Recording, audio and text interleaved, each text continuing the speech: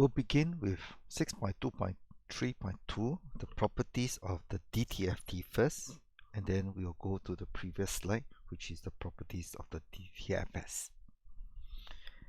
Now, for the properties, basically, we assume that we are given xn and x omega, the DTFT of xn axis, yn and the y omega axis, and then let's see what happens when we are given xn and yn in time. So this is time versus what happened to x omega and y omega in frequency. So these are the most important properties we need to know.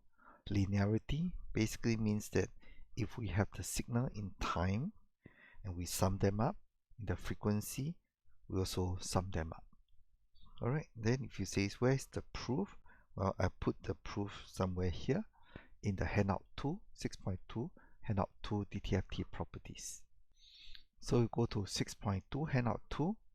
I've done some of the properties over here, 1, 2, and 3, only some of them, because as engineers, we are basically more interested to use the properties than to prove them, although we'll prove some of them. Alright, I'll highlight all those that are needed in our course. So we need at least these 5. First one is linearity. Time shifting basically means that we are going to delay our sequence, and in Z transform you'll see that actually it is nothing but Z minus N naught, and in the DTFT is x omega, the original DTFT of xn, and multiplied by e minus j omega n naught. So they are all very similar in their expression if you compare them closely. Frequency shifting is used very much in digital comms.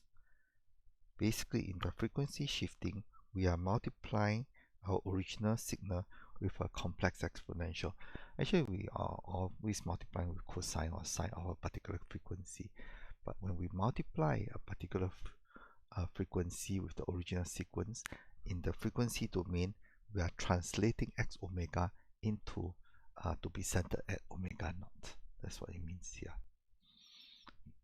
The last two that we need you to know is convolution in time. So this is called the convolution in time is multiplication in frequency.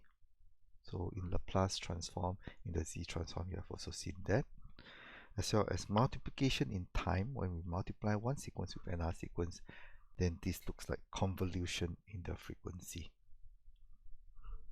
Now, this is the DTFT transform that we need you to know.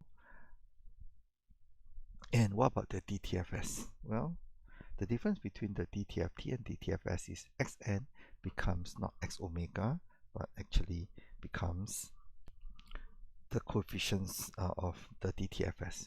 Typically in this book we put CK, but in some books they put AK. So here I took AKs and show you that it is AK. And to get the DTFS coefficients, it is what you have known so far, 1 over n over one single period xn times e minus j k omega naught n, where omega naught is of course 2 pi over n equals to omega naught. Right, so we have now defined what is AK, which is the DTFS coefficients of xn. So, and what about BK? BK is the DTFS coefficients of yn. And then again, we show you that when this is a periodic signal, okay, xn and yn are periodic, then the DTFS is also sum. The time shifting, where we delay the sequence by n naught, then the AKs, so xn is DTFS is AK. We do not need to recompute, we simply use this property, AK times e minus jk 2 pi over n times n naught. The coefficients is changed by that way. And if you look very hard, what is e minus j 2 pi over n times k times n naught? Is basically this is 1, the amplitude is 1, and this is the phase. theta. So in fact, all we're changing is not the magnitude of AK, but we're changing the phase of AK. So in many books, you would say a time delay results in some phase shift of the coefficients of the DTFS. That's what's meaning. All right, so we are also interested in the frequency shift. Basically means that we multiply a complex exponential with the original sequence, and here in the, what do you call that, in the coefficients, then you realize that the coefficients are shifted along the frequency, and of course we are indexing at k.